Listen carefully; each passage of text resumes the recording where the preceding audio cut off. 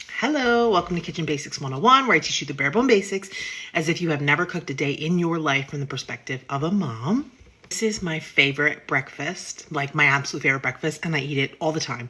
And I never get to show you because I just come down and I cook it and I eat it and I don't have the patience to make a video.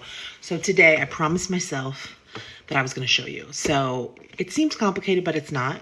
In like a fancy breakfast place and it seems fancy, but it's not fancy at all. We're going to make ricotta toast. There's probably a million ways, I say this all the time, to make this, but this is the way I'm going to make it. I love avocado toast with like a, runny egg, but I unfortunately have developed an allergy to avocado, so don't worry.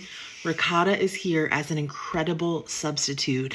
It's a little bit of a different take, but it is still super delicious. I don't know if you've ever heard the word mise en place, but it basically just means to have everything prepped before you start cooking. So before I start even making the video for you, I get out all my ingredients, I think about what I'm gonna make and what the steps are, and then you prep everything that you can prep before you start. One of the biggest reasons to do this is, like, let's say that I didn't do the step I'm doing right now, which is prepping the ricotta, and then my eggs get finished. They're going to get overcooked sitting in the pan waiting for me to do the ricotta. So everything that can be pre-prepped, you should. And that's called mise. That's just the French word, I think, for it. Mise en place, like everything in its place, I think. I'm going to start by taking a little bit of ricotta. This is very much measured with your heart. This is a single serving.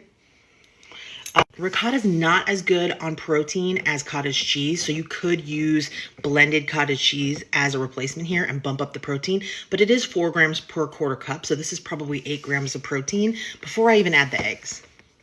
Then I'm going to season the ricotta, similar to when we're making stuffed shells. I'm going to put just a crank of salt. I'm going to take the lid off. And a crank of pepper, the touch of sugar. You can leave this out, but I like it. I just take the tiniest touch, maybe a half teaspoon of cane sugar. And then we're just going to blend this all together and incorporate it. Usually if I'm blending some small ingredient like this, I love to use a mixing cup. Maybe the handle. You can tell I haven't talked yet this morning or eaten my breakfast. All right, we're just going to stir this up. Always, always, always taste, okay? If this is a serving for multiple people, get a tasting spoon. This is a personal serving. Let me use my finger. Delicious. I want a little more pepper. Step 2, we have a little butter in the pan. Let me get that melting just on like medium heat. Okay, not too high. We're going to crack a couple of eggs in. 1. Beauty muss. 2. Beautiful. Give my hands a little rinse. So I have my 2 eggs in a little bit of butter. Now, cover. This is my universal lid. Obsessed. Fits everything. Why the cover? The cover is going to softly, gently, beautifully steam these eggs so that the whites remain tender and the yolks remain runny, and they turn out perfect every time, and I'm obsessed. So I've got it on about medium heat. We're going to cover it, let it steam, and I'm going to show you, this is a clear lid. You'll be able to see when they're done. See how right now these yolks are yellow? Well, keep watching. While those eggs are poaching, I'm going to throw my toast in to get toasted so everything comes out hot and ready. We don't want to take the lid off because we don't want to let all this beautiful steam out. So it's great that we have this clear part where we can look through. We can see all this condensation building on the lid that's trapping that moisture in there. I have butter in there, so a lot of that condensation has that fatty, delicious butter in there. And we're going to watch the yolk start to cover over with like a pink film, and that's when we'll know we're done. Okay, I know it's a little hard to see. They've been simmering away here on low heat. You can see there's a pinkness, okay? Let's pop this lid open and see. Oh yeah, you see that? Perfection. This one got a little drip from the condensation. That's okay. Look at how beautiful this is. It always gets extra tight for me because I'm trying to make the videos for you, but the toast came out. We're gonna put a chunk of our ricotta on each slice. Look at that. I'm just gonna smooth it out.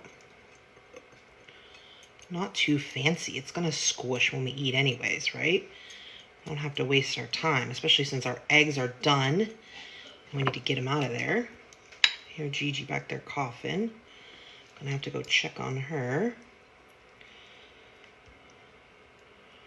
Okay, beautiful. Now we gotta get our eggs. Perfect, gorgeous. Fully cooked, whites still tender. Eggs on top. Give them that last little salt. Little pepper. Oh, when I tell you. Like, look at this. It's so gorgeous. I can't even tell you. Like I said, you could switch out this ricotta for blended cottage cheese and up the protein, but this already has pretty good. This is like 4 grams with the ricotta plus the egg. You ready for it?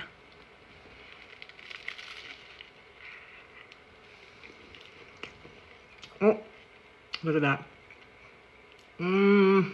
Perfection. The yolk's running out. It's like creamy with like this subtle sweetness and salty and umami or like savory from the egg and unctuous and fatty from the yolk, and it's just so good.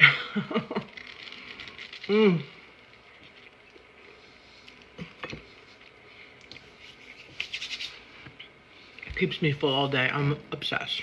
This is my absolute favorite go-to breakfast. I love you guys.